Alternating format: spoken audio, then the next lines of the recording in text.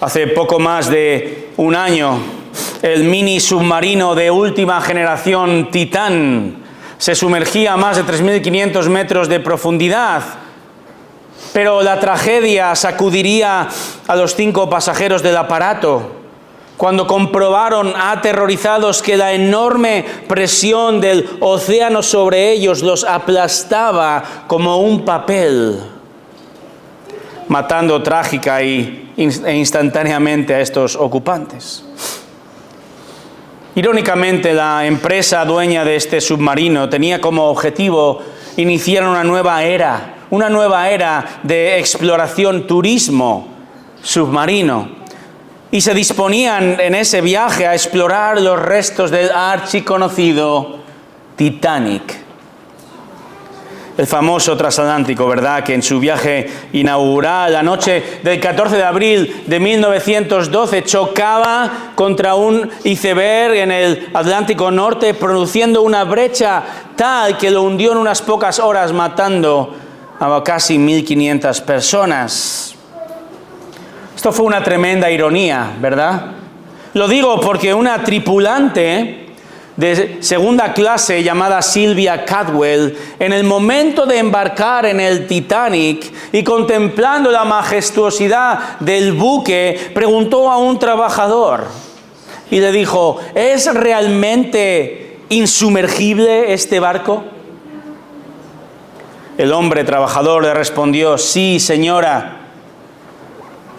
con unas palabras para la posteridad, ¿verdad? Dijo: ni Dios podría hundirlo. A pesar de tales tragedias, hay lugar para confiar en la tecnología, por supuesto. Y os lo dice uno que va a tomar uno de los 120.000 aviones mañana, ¿verdad? Hay lugar para confiar en la tecnología. Pero la pregunta es: ¿en qué podemos confiar plenamente? ¿En quién podemos confiar totalmente? La respuesta es meridianamente clara. Puedes confiar plenamente en Cristo. Puedes confiar plenamente en Jesucristo. Sin embargo, nuestra confianza en nuestro Señor a veces también se va a ver sacudida por grandes presiones, grandes mareas que ahogan nuestros planes y nuestras expectativas. Pero la prueba de nuestra confianza en Cristo no solo viene en los malos momentos, escucha bien. La prueba de tu confianza en Cristo también llega en los buenos momentos. En esos momentos cuando todo va viento en popa.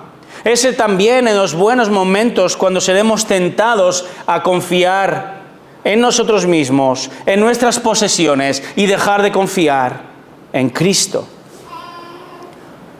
De hecho, y tristemente, muchos llamados cristianos apostatan diariamente, abandonan la fe.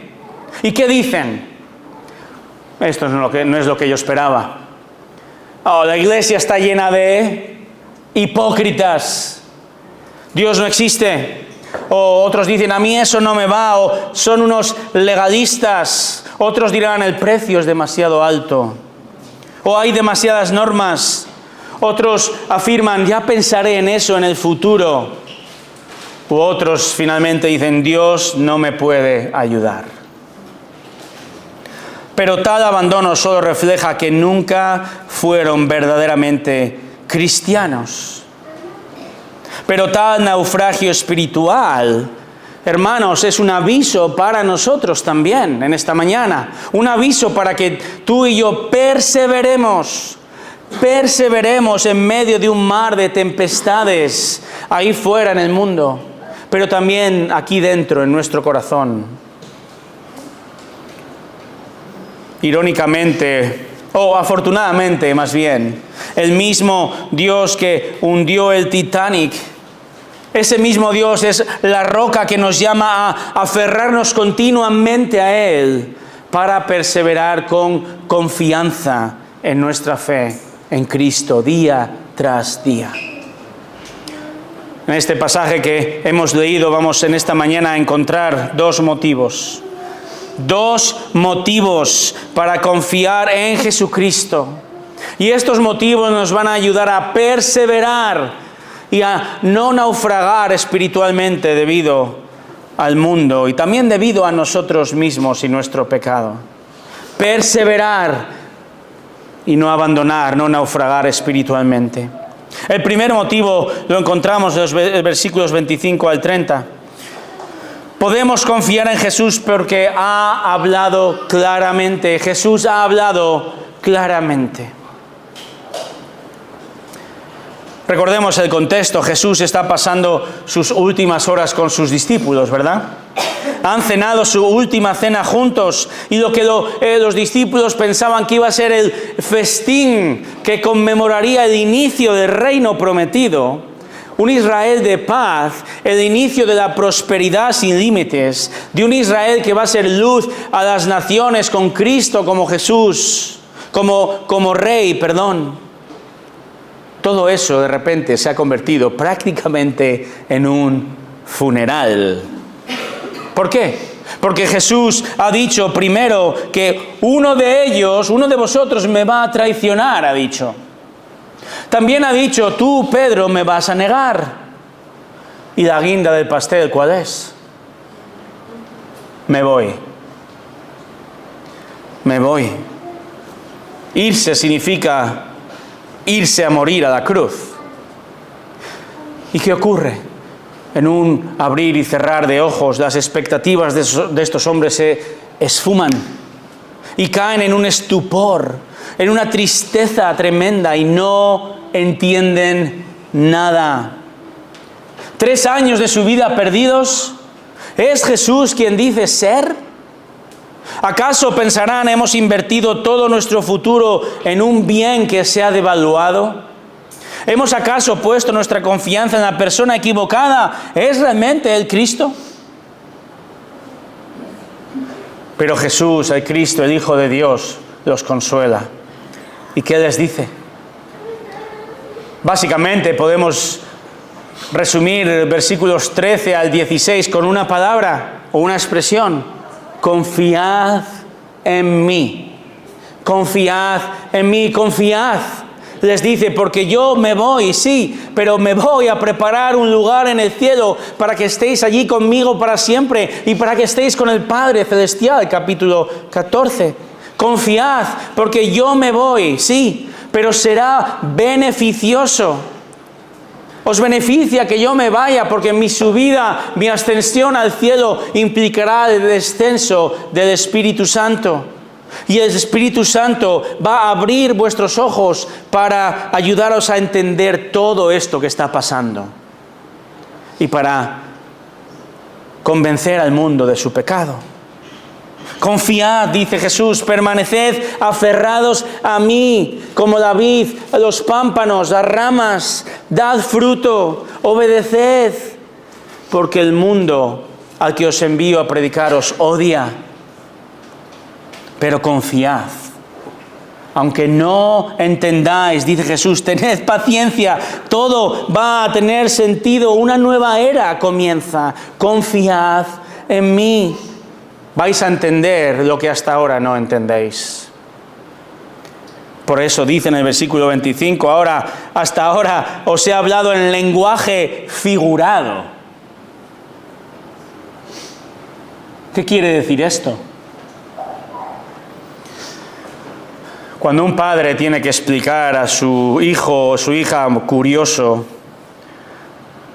tiene que contestar la famosa pregunta ¿de dónde vienen los niños?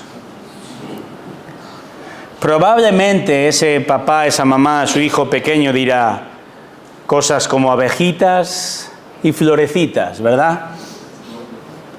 No va a usar un lenguaje técnico propio porque ese pequeño de 5 o 6 años no lo va a entender. Tampoco vas a explicar a un niño de 6 años que el ciclo del agua consiste en una serie de etapas interconectadas que incluyen la evaporación, condensación, precipitación y la escorrentía. A lo largo de este ciclo, el agua pasa por diferentes estados: líquido, sólido y gaseoso, querido hijo mío. No, ¿verdad? Sino que lo vas a explicar con sencillez, con ejemplos. Vas a poner un cazo con agua a hervir para que el agua se evapore, ¿verdad? Jesús ha pasado 3 años diciendo cosas tales como: levantaré el templo en 3 días. Jesús ha usado terminología como nacer de nuevo, agua viva. Jesús ha dicho: yo soy el buen pastor que doy mi vida por las ovejas. Jesús les acaba de decir en el versículo 16: un poco y no me veréis, un poco y me veréis. Parece que hace como los bebés, ¿verdad? Este lenguaje figurado ha sido lenguaje para que sus niños espirituales entiendan mejor las grandes verdades que Jesús ha traído al mundo. Verdades imposibles de entender si Jesús hubiese hablado técnicamente. Y aún así, no lo entendían. Acabo de mencionar la frase que dijo Jesús: yo levantaré el templo en 3 días, ¿recordáis? Y fijaros lo que Juan dice en el capítulo 2, versículo 21. En el capítulo 2 de Juan, versículo 21, Juan explica a sus lectores que él, 2:21, es decir, Jesús, hablaba del templo de su cuerpo. ¿De acuerdo? Ese templo que va a levantar de nuevo habla de su cuerpo, de su resurrección. Pero fíjate lo que dice el versículo 22. Esto es importante. Por eso, cuando resucitó de los muertos, sus discípulos se acordaron de que había dicho esto. ¿Cuándo entendieron plenamente los discípulos esta frase? ¿Cuándo? Según el texto. Cuando, dice el texto, Jesús resucitó. ¿Cuándo vino el Espíritu a ellos? Tras su resurrección y su ascensión. Entonces Juan, nuestro escritor, de manera magistral, ha ido avanzando en su narración y ha ido explicando, hermanos, cómo poco a poco los discípulos han ido creciendo en fe y comprensión básica, por lo menos. Pero ahora Juan, en el capítulo 16, vuelve a explicar acerca del turbo espiritual que va a llegar. Ese turbo espiritual que va a ayudarles a entender plenamente es el Espíritu Santo. Y la venida del Espíritu Santo implicará, entre muchas cosas, que ellos entenderán con claridad. Con claridad. Cuando Jesús les explique con un lenguaje ya de adultos, el Espíritu Santo ayudará a estos hombres a doctorarse en cristianismo con el poder del Espíritu Santo. Por eso dice, versículo 25, dice: hasta ahora os hablando en lenguaje figurado, viene el tiempo cuando no os hablaré más en lenguaje figurado, sino que os hablaré del Padre directamente. ¿Qué significa esto? Significa que ellos entenderán con claridad finalmente el porqué de este plan que ahora no entienden. Entenderán por qué el Padre envió al Hijo a morir. Entenderán por qué Jesús tuvo que morir en una cruz. Entenderán por qué es fundamental que Él resucite y por qué va al cielo a establecer su reino plenamente. Entenderán el porqué del amor de Dios. Entenderán por qué Dios Padre le dio a Jesús el nombre sobre todo nombre. Entenderán el porqué de muchas cosas que hoy ya nosotros podemos entender, porque ellos las escribieron y se llama Nuevo Testamento. Mirad este ejemplo. ¿Cómo se encuentra Pedro en este instante? Pedro está confundido. Pedro está a punto de negar a Jesús. Pedro va a huir. Todo esto antes de la venida del Espíritu Santo. Pero fijaros bien, en el mismo Pedro solo unas pocas semanas después, se encuentra ante miles de personas y esto es lo que dice. Lo voy a parafrasear. Mismo Pedro dice ante miles de personas: Jesús, ese hombre que Dios Padre confirmó que es su único Hijo por medio de sus milagros y que fue entregado a la cruz por el plan predeterminado y el conocimiento previo de Dios Padre, y que matasteis, pero que Dios Padre lo resucitó de entre los muertos y lo ha exaltado, poniéndole a su diestra porque es el Rey. Y gracias a eso, Dios Padre ahora ha enviado al Espíritu Santo prometido. Y yo os digo, arrepentíos y sed bautizados en el nombre del Señor Jesucristo para el perdón de vuestros pecados. Hechos capítulo 2. Misma persona, unos pocos días después. ¿Hay diferencia? Hace años se hizo famoso un programa de televisión llamado Cambio Radical, me parece que se titulaba. Una persona aparecía tras semanas de duros tratamientos, cirugía, una persona completamente transformada por fuera. ¿Verdad? ¿Recordáis algo así? Sí. Quizá Pedro y los discípulos tendrían alguna cana más y alguna arruga después de todo lo que vivieron. Pero el cambio radical de los discípulos no va a venir por fuera. El cambio radical va a ocurrir por dentro, en sus corazones, en el poder del Espíritu. La misma persona que negó y que huyó y que no comprende, dijo esto otro en Hechos capítulo 2, y miles se convirtieron en el poder del Espíritu Santo, ¿verdad? Hermanos, nosotros hoy, en este instante, iglesia, tenemos ese mismo poder a nuestra disposición. No hay excusa. El Espíritu sigue obrando hoy por medio de nuestra proclamación del Evangelio, por medio de nuestro estudio diligente de las Escrituras. Confía en Él para el cambio constante de tu mente y corazón y para poder compartir el mensaje de salvación. Pero volvamos al antes, al capítulo 16. Pedro y el resto aún están en pleno estupor, están adormecidos espiritualmente, no entienden. Pero Jesús los consuela y los llama a confiar y a tener gozo, como dijo la semana pasada. A confiar porque ellos entenderán con claridad el mensaje, el plan de Dios Padre. Y además, hermanos, ellos van a comprender el tremendo privilegio que implicará que Jesús vaya a abrir el camino directo a Dios Padre. Por eso, fíjate, versículo 26 al 28. En ese día, es decir, con la venida del Espíritu Santo, pediréis en mi nombre. Y no os digo que yo rogaré al Padre por vosotros, pues el Padre mismo os ama, porque vosotros me habéis amado y habéis creído que yo salí del Padre. Salí y he venido al mundo, de nuevo dejo el mundo y voy al Padre. Lo que Jesús les está diciendo otra vez es que ahora van a poder orar a Dios Padre en el nombre del Señor Jesucristo. Es decir, van a poder orar a Dios Padre gracias a Jesucristo, de acuerdo a la obra de Cristo, al mérito ganado por Cristo y pidiendo de acuerdo a su voluntad. Hasta ese momento los discípulos han hablado con Jesús.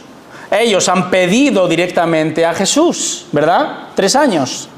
Pero atención a esto, va a llegar el momento en que ya no será necesario pedirle a Jesús, sino que podrán pedir directamente a Dios Padre. Directamente al Padre.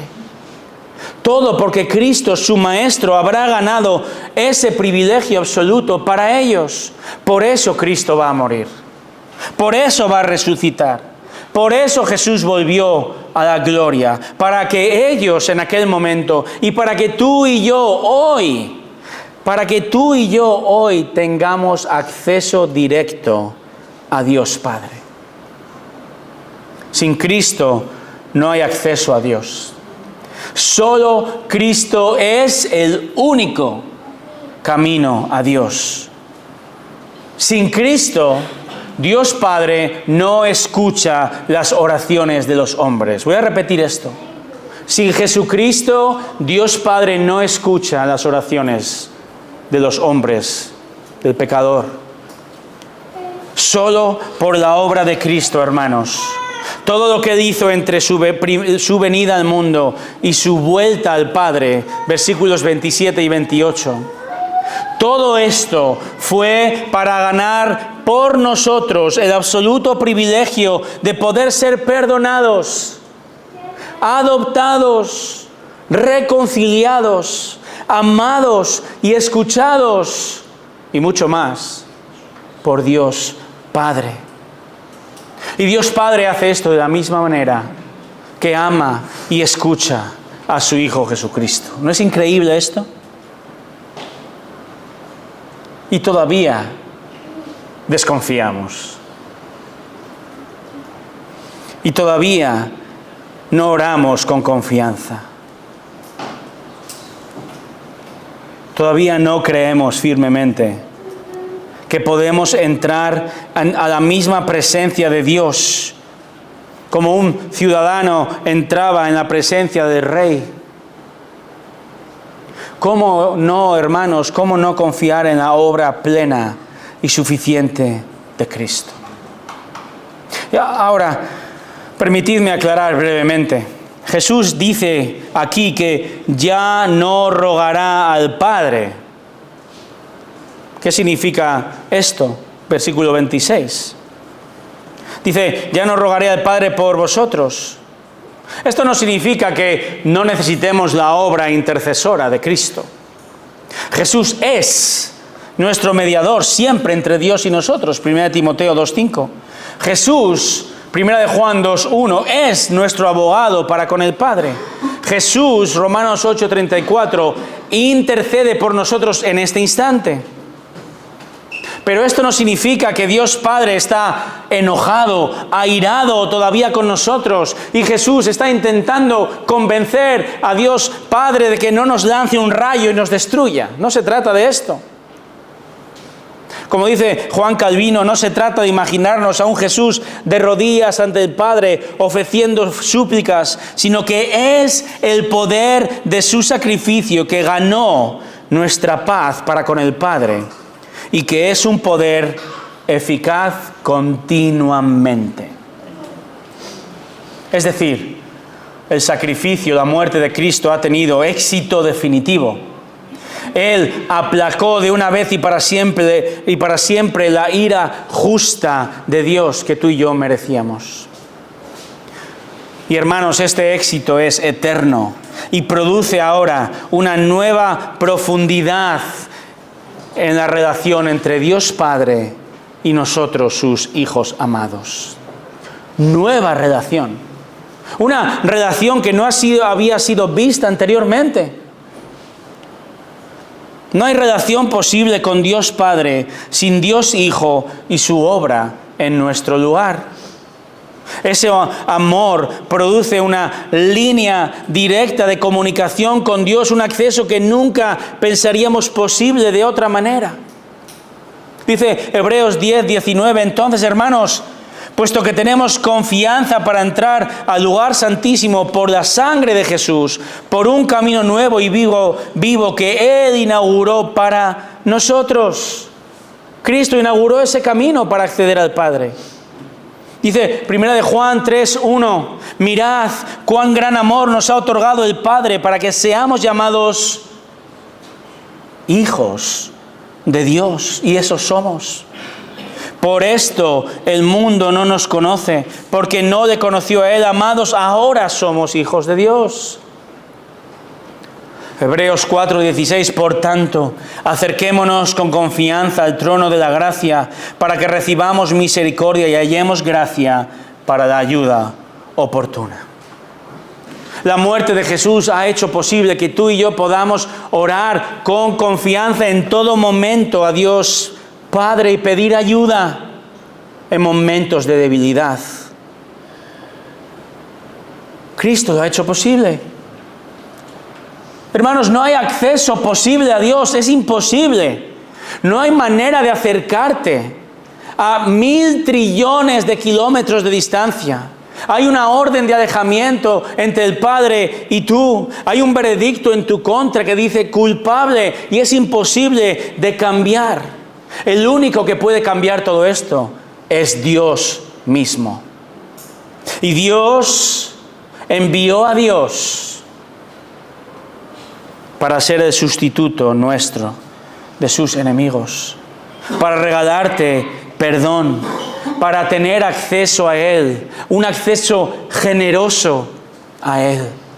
Y si tú crees en Jesucristo, en esta mañana, como tu único y suficiente Salvador que puede perdonar tus pecados, Él te otorga perdón inmerecido por gracia y acceso a Dios Padre. Increíble. Pero de nuevo, creyentes, hermanos aquí, cuidado, no des por sentado, no pienses que es algo normal que puedes pedir al Padre en oración. Tengamos cuidado, que el Señor nos ayude a arrepentirnos de esto. No des por sentado que el Padre escucha, ama y contesta como lo hace con Jesucristo, su Hijo. Sino, toma este privilegio, ora y confía en Él. Deja que esta realidad penetre en tu corazón. Y por qué no decirlo, que el Espíritu Santo me haga sentirme incómodo la próxima vez que yo tenga pereza a la hora de orar. Dejemos que esta realidad se asiente y que nos motive a estudiar la voluntad revelada de Dios para saber qué es lo que Dios ha hecho, qué va a hacer y saber cómo pedir en oración, y confiemos en Él. Ahora, los siguientes 2 versículos son casi cómicos. Fíjate, versículos 29 y 30. Sus discípulos le dijeron: he aquí que ahora hablas claramente y no usas lenguaje figurado. Ahora entendemos que tú sabes todas las cosas y no necesitas que nadie te pregunte. Por eso creemos que tú viniste de Dios. No sé quién lo dijo, uno de ellos, Pedro, probablemente. ¿Sabes de esas veces, no sé si te ha pasado, que tú vas y le dices a alguien, normalmente esto ocurre con un joven, y le dices: mira, quiero que vayas a este lugar y encuentres esta máquina, y vale, ya lo sé, ya está, ya sé. Y te interrumpen, y van como que ya saben al lugar, ya saben lo que están haciendo, pero no tienen ni idea. ¿Qué máquina? ¿Qué hay que hacer? Comienzan con un ok, sí, pero no tienen ni idea. Esto es lo que está pasando aquí. Vale, ya entendemos, dicen los discípulos. Y de la misma manera que nuestro joven ha entendido que ha de ir y encontrar una máquina, pero nada más, los discípulos han podido comprender parcialmente, es cierto, aunque ellos creen que han entendido todo. Pero este comprender es tan parcial, que fijaros, en un par de horas van a echar a correr, van a abandonar al Señor. En su defensa hay que decir que aún en su ignorancia, aún con su pequeña fe, ellos han podido decir que creen que Jesús sabe todo. Es fantástico. Amén. Son salvos a pesar de todo. Ellos han creído que Jesús viene de Dios. Esto no es poco. Es mejor tener confianza en Cristo en nuestra ignorancia que desconfiar de Él con una mente llena de teología. Y hermanos, nosotros jugamos con ventaja, tenemos ya el Espíritu Santo, tenemos su palabra completa, que nos comunica la verdad y la comunica con claridad. Los reformadores hablaban de la perspicuidad de la palabra. La perspicuidad de la palabra. Y como todo teólogo, Ellos son expertos en usar palabras difíciles para explicar algo sencillo. Porque la perspicuidad de la palabra significa esto, que la Biblia es clara. La Biblia es clara. Es clara. Y quizá es aquí donde estés pensando ahora mismo, a mí no me parece mucho más fácil la Biblia que les parecía a los discípulos. Hay muchas cosas que no entiendo de la palabra de Dios. Y es cierto. Hoy vivimos en una nueva era de entendimiento, pero al igual que los discípulos necesitamos al Espíritu Santo. Necesitamos estudiar la Biblia con diligencia para poder comprender. Pero hermanos, y esto es lo importante. Es cierto que puede haber ciertas diferencias de interpretación en algunos temas, pero en lo esencial hay consenso entre los cristianos. Repito, hay consenso entre los cristianos. Si tú eres cristiano verdaderamente, tú crees que Dios es trino, 3 personas pero un solo Dios. Crees que Jesús es Dios, que Él murió en la cruz para salvar al que cree. Crees que Jesús resucitó y volverá. Creemos que al creyente le espera la vida eterna y al incrédulo condenación. Creemos y hemos de obedecer, que hemos de proclamar el Evangelio a toda criatura. Hay consenso entre la iglesia cristiana en el mundo. Porque Dios se ha revelado con claridad. Y estas verdades están disponibles y pueden ser descubiertas en la palabra. Además, hermanos, en el Espíritu Santo Dios ha provisto de pastores, ha provisto de maestros en la iglesia para guiarnos a entender estas complejas verdades, pero que son entendibles. Es por esto que es tan importante que te sientes bajo la predicación fiel de las Escrituras. Es importantísimo que te sientes bajo la enseñanza constante para eliminar mucha confusión que puedas tener. La palabra de Dios es la medicina contra la confusión y la medicina contra el abandono espiritual. Es importante que seas parte de una iglesia que enseña el texto, que lee el texto y explica el texto, para que en el poder del Espíritu tu corazón y tu mente se abran a las glorias de nuestro Señor y a su obra en el Hijo, por el poder del Espíritu. Dios quiere que confíes en Él, en su palabra, porque Él ha hablado, Él se ha comunicado con claridad, para que tú ahora confíes en Él, para que tú ahora perseveres y cambies tu mente día tras día conforme más le conoces. En plena adolescencia, la cristiana y deportista en ese momento, Joni Eareckson Tada, ella se quedó tetrapléjica debido a un accidente en un río. Se tiró de cabeza sin comprobar que había una roca a poca profundidad. Cuidado con los ríos. Ella confesaba años después y decía, como creyente, al principio buscaba en la Biblia y pedía al Señor que me sanase físicamente. Al ver que esto no ocurría, pensé, ¿qué clase de Salvador, qué clase de sanador rechazaría la oración de una paralítica que afirma que Cristo es su Salvador? Dice, me sentía desconcertada y completamente perdida y desesperanzada. Estaba a punto de abandonar. Con todo, perseveré y clamé a Dios. Y el Señor contestó la oración de Joni. Pero, y este es el punto, el Señor no contestó de la manera que ella esperaba al principio.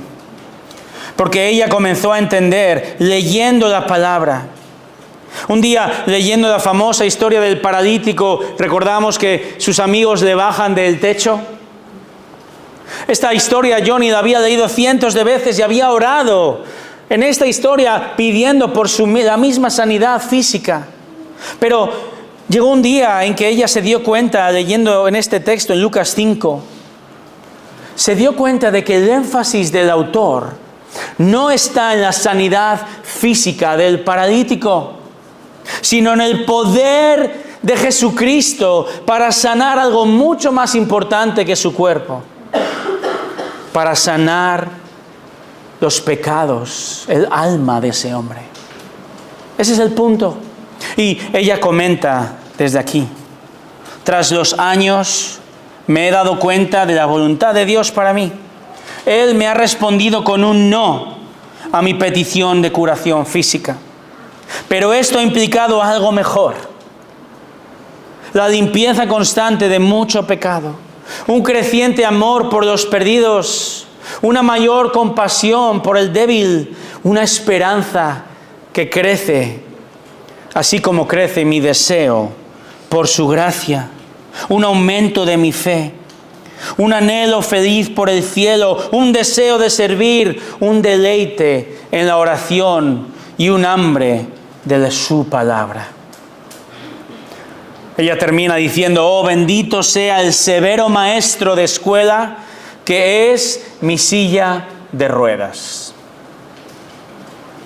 Así es como Johnny alaba al Señor por no sanarla físicamente. ¿No deseamos nosotros crecer así en nuestra comprensión de la voluntad de Dios? ¿Deseas crecer así en saber cómo pedir, cómo orar?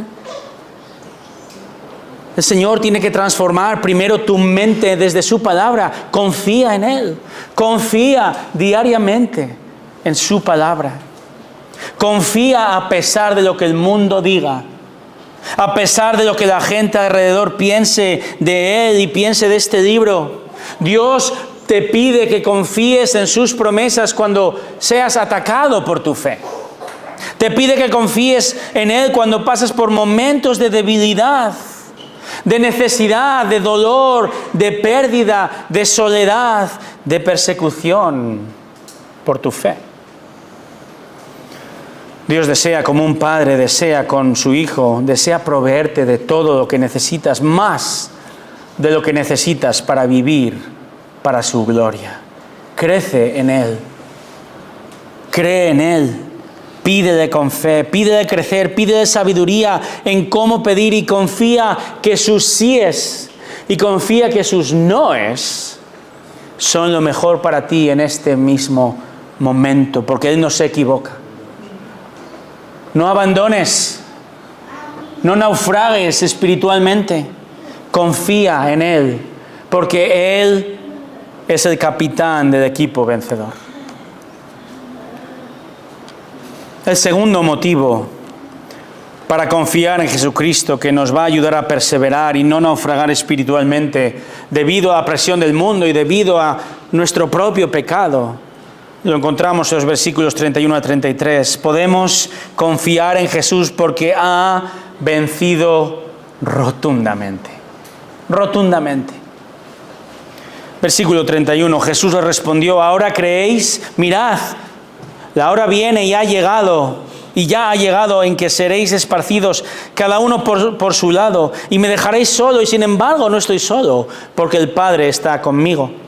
Estas cosas os he hablado para que en mí tengáis paz. En el mundo tendréis tribulación, pero confiad, yo he vencido al mundo. En estos años se habla de lo que se denomina la soledad del verano. Hoy se pone nombre a todo. La soledad del verano.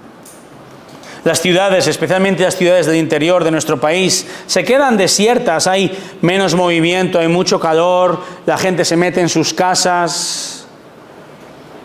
En mi infancia no había nada peor que mis amigos se fueran de vacaciones y yo me quedase en casa, ¿verdad? Pero soledad es lo que temían los discípulos con la partida de Jesús. Aunque la verdadera soledad, la soledad extrema, es la que Jesús va a experimentar en las próximas horas para llevar a cabo su promesa, la promesa de morir de forma obediente al Padre y sacrificial por su pueblo. Pero lo primero, Jesús les dice, versículo 31, ¿ahora creéis? Y esto no es tanto una pregunta, es más una afirmación. Porque sí, ellos creen. Ahora creéis. Pero creen con una fe raquítica.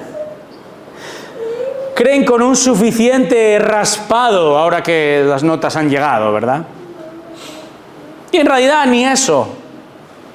Si la salvación de los discípulos dependiera de su cantidad de fe, no salvarían ni la uña de su meñique. Pero eso es igual que nosotros, hermanos. Por eso damos gracias por la gracia de Dios. Nuestra fe es renqueante, es pequeña. Nuestra fe es débil, pero damos gracias porque nuestra salvación no descansa en nosotros. Nuestra salvación no descansa en nuestros méritos, sino en la obra, en el sacrificio, en el dolor, en la soledad y en la victoria rotunda de Jesucristo. Así que cuando débil sea tu fe, mira a Cristo. Él te sostendrá, porque Él ya hizo todo por ti. La fe de los discípulos es inmadura, igual que nosotros. Y eso se ve en lo que Jesús dice. Mirad, versículo 32, la hora viene, y ya ha llegado en que seréis esparcidos cada uno por su lado y me dejaréis solo, y sin embargo no estoy solo, porque el Padre está conmigo. En unas poquitas horas Judas va a llegar con cientos de personas para detener a Jesús. ¿Qué harán los discípulos? Se van a agarrar unos a otros diciendo no pasarán, como ocurrió en la guerra civil, ¿verdad? Pedro, dice Juan 18:10, que le cortó la oreja al siervo del sumo sacerdote, se llama Malco. ¿Habéis oído hablar de Malco alguna vez? Me imagino una conversación entre varios que aparecen en la palabra de Dios. ¿Y tú por qué estás en la Biblia? Abraham dirá, bueno, yo soy el padre de la nación de Israel. Moisés, yo soy el líder del Éxodo. David dirá, bueno, yo soy el rey de Israel. Malco dirá, a mí me cortaron una oreja, ¿verdad? En fin, aún Pedro fue tan impetuoso al principio, pero Juan narra cómo enseguida negó rotundamente a Jesús. Y Marcos 14:50 dice cómo sus discípulos abandonaron literalmente a Jesús en esos momentos. El Señor dice, versículo 32, seréis esparcidos cada uno por su lado. Literalmente esto significa que los discípulos rápidamente van a volver a sus quehaceres cotidianos. Van a volver a su trabajo, van a querer volver a su modo de vida, a su hogar. Juan 21:3 narra a Simón Pedro diciendo, me voy a pescar. Los discípulos intentarán volver a su modo de vida anterior. Su fe se ha puesto a prueba y ¿qué ha ocurrido? Han fallado estrepitosamente, no han confiado, han abandonado realmente a Jesús. No definitivamente, pero momentáneamente. Un autor llamado Leon Morris dice lo siguiente: el fracaso de estos discípulos en este momento de crisis ha sido grabado fielmente en las Escrituras debido a su importancia. Pero la Iglesia depende en última instancia en lo que Dios ha hecho en Cristo, no en la valentía, no en la cualificación de sus miembros, ¿verdad? Otro autor dice increíblemente, dice, parte de la personalidad y de la genialidad de lo que es la Iglesia reside en que sus primeros miembros fueron hombres que fallaron. La existencia de la Iglesia se debe no a la fe, no a la valentía, no a la virtud de estos hombres, sino a lo que Cristo hizo con ellos y por ellos, y esto jamás lo olvidarán. Es decir, la Iglesia existe, tú eres cristiano, tú has sido salvo, no porque lo merezcas, no porque hayas hecho algo, no tienes nada de que jactarte, como dice Romanos 4:2, sino que tú eres salvo por la obra final de Cristo y su iniciativa. Por eso ahora Recuerda, tu confianza debe estar depositada solo en Cristo. A pesar del rechazo y el odio del mundo, y a pesar de tus propios traspieses y errores y pecados, cuando débil sea nuestra fe, cuando nosotros fallemos vez tras vez, Cristo ha vencido rotundamente, definitivamente, infinitamente. Cristo vence eternamente, por lo tanto confiemos en Él, aun cuando caigamos, cuando desesperemos, cuando queramos huir, cuando haya momentos donde queramos abandonar a Jesús. Recuerda, oveja, su sacrificio, su paciencia, su amor, su espíritu te moverán al arrepentimiento para que perseveres caminando con Él y no le abandones definitivamente. Ninguna oveja va a ser perdida. Confía en Él a pesar de tus fracasos, porque Él ya ha vencido rotundamente por ti. Cristo, final del versículo 32, sufrió soledad, sí, pero nunca separado del Padre Celestial, aun cuando el Padre le dio la espalda en aquella cruz, haciendo de pecado, 2 Corintios 5:21, aún en esos momentos de terrible dolor, cuando el Padre estaba cargando su ira santa sobre el Hijo, la ira que nosotros merecíamos. El misterio es que ni en ese momento el Padre y el Hijo estaban separados. Sí, Cristo como hombre fue abandonado por todos, pero el Padre y el Hijo divinos nunca jamás han estado y estarán separados. Y ahora Jesús les llama a confiar en Él. Él va a morir, sí. Él va al cielo, se va, sí, pero todo es parte del plan.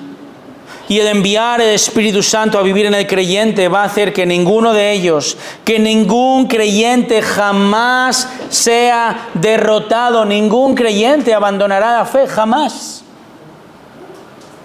En otras palabras, y como Jesús va a orar al Padre en Juan 17:24, fíjate lo que dice: quiero, Padre, que los que me has dado estén también conmigo. Él nos sostendrá. Él nos sostiene. Sabiendo estas cosas, Jesús termina consolando más. Estas cosas os he hablado, versículo 33, para que en mí tengáis paz. En el mundo tenéis tribulación, pero confiad, yo he vencido al mundo.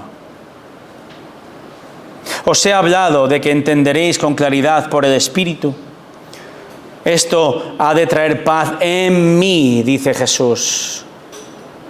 La paz de Cristo despeja toda duda, toda debilidad, toda ansiedad. Esta paz está enraizada en entender las palabras claras de Cristo.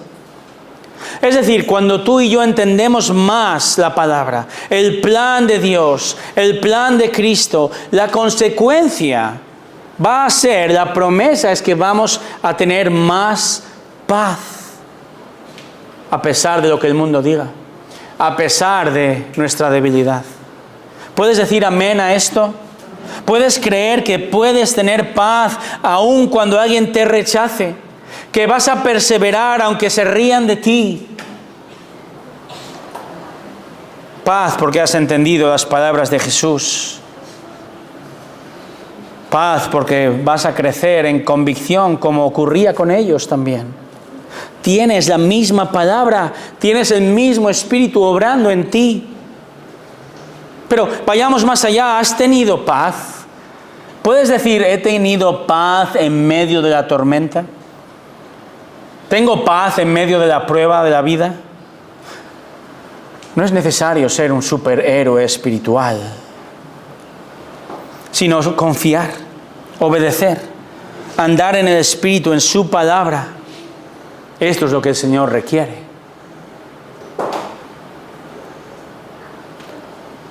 Horacio Spafford fue un ejemplo de paz en la tormenta. Este hombre escribió un famoso himno en momentos de gran tribulación. Primero, este empresario perdió todo lo que tenía en un gran incendio en Chicago a finales del siglo XIX. Pero este incendio iba a ser solo el aperitivo de un tremendo menú de gran dolor. Un tiempo después, su esposa y sus 4 hijas navegaban rumbo al Reino Unido desde la costa estadounidense. Iban a disfrutar de unas vacaciones y Horacio se había quedado terminando unos asuntos de trabajo y se encontraría con ellas unas semanas después. Pero la tragedia sacudió de nuevo a la familia cuando ese buque chocó con un barco militar. Las 4 hijas murieron ahogadas, solo la esposa pudo salvarse. Un tiempo después, Horacio iba a visitar en un barco el lugar donde sus hijas yacían en el fondo del mar. Y allí escribió un famoso himno: Estoy bien con mi Dios. La primera estrofa dice lo siguiente: de paz inundada mi senda esté, o cúbrala un mar de aflicción. Cualquiera que sea mi suerte, diré estoy bien, tengo paz, gloria a Dios. ¿Cómo podemos vencer el fracaso espiritual en momentos de prueba, hermanos? ¿Cómo podemos perseverar a pesar del odio, de la presión del mundo? ¿Cómo perseverar a pesar de nuestro propio pecado y nuestra fe raquítica? Bueno, en lo que a nosotros respecta, nuestra misión es confiar en las palabras de Cristo. Nuestra misión es perseverar, confiando en su palabra clara, porque esto va a traer crecimiento. Confiar en lo que Cristo ha hecho por nosotros. Él nos ha salvado, piensa en esto, te ha salvado. Te ha abierto de par en par las puertas del salón del trono de Dios para que acudas en oración constante. Te ha dado el Espíritu Santo que te ha sellado, que garantiza que eres y siempre serás suyo, que nunca caerás. Esfuérzate como si dependiese de ti. Pero ten la certeza de que si tú perseveras es gracias a Cristo. Voy a confesar que esta semana vi un vídeo en YouTube, no es que sea malo per se. Se trata de un pianista famoso, un pianista brasileño, un virtuoso del piano, pero también es muy gracioso. En esta ocasión, este músico tocaba una flauta de émbolo. ¿Has visto alguna vez una flauta de émbolo? Estas flautas que tienen un hierro y subes y bajas. No voy a hacer el sonido aquí en plena predicación. Es un instrumento bastante gracioso y bastante terrible, por cierto. Pero este virtuoso era capaz de tocar la banda sonora de Titanic, hablando de barcos hundidos, ¿verdad? Y sonaba bien. Se dice que Dios escribe recto con renglones torcidos, como nosotros, ¿verdad? Y definitivamente nuestro Señor ha querido en su voluntad usarnos a nosotros, hombres y mujeres tan imperfectos, tan torcidos, tan débiles. Y Él ha querido usarnos para proclamar su nombre, para que le demos gloria con nuestra voz, pero también con nuestra perseverancia diaria, con nuestra confianza constante y nuestra lealtad a Él, aún en medio de la tempestad.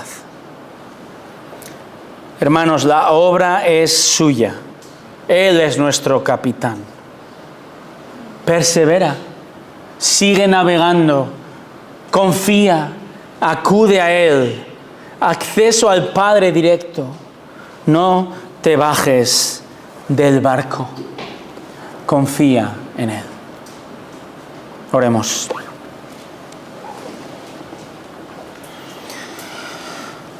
Señor, la canción que cantábamos antes expresa: cuando débil sea mi fe, Él me sostendrá. Realmente tenemos que decir, mi fe es débil, es un hecho. Pero tú me sostienes. Señor, esto nos mueve a meditar en tu gracia sin límite. La gracia que nos salvó es la gracia que nos sostiene y nos va a ayudar a perseverar y a no naufragar. Y al mismo tiempo tú nos llamas a confiar. En última instancia, el salvo verdadero será el que haya confiado día tras día hasta el fin. Y te pido, Señor, que seamos parte de estos. Que no haya ni uno solo aquí, ni una sola persona aquí que naufrague definitivamente. Ayúdanos, Señor, a perseverar como iglesia, a crecer, a confiar en ti, en la privacidad de nuestro corazón, en la rutina diaria, cuando nadie nos ve, en lo que pensamos. Ayúdanos a poner nuestra mente en ti, a dejar a un lado, a morir a nosotros mismos, a tomar la cruz diariamente y seguirte, perseverando, porque tú nos sostienes. Oh Señor, tú nos das las herramientas adecuadas, tu palabra, tu Espíritu que nos ha regenerado y nos guía, tu iglesia. Oh Señor, que seamos una congregación que acudimos los unos a los otros antes de que sea demasiado tarde. Señor, si hay aquí una persona que duda, Señor, te pido que le des el deseo de acudir a un hermano, a una hermana y decir, ayúdame. Estoy dudando en mi fe, estoy cayendo en pecado. Oh Señor, tú nos ayudas a perseverar por medio de tu iglesia. La iglesia que compraste con tu sangre. La iglesia donde el Espíritu Santo habita. Ayúdanos, Señor. Te pedimos en el nombre de Jesucristo. Amén.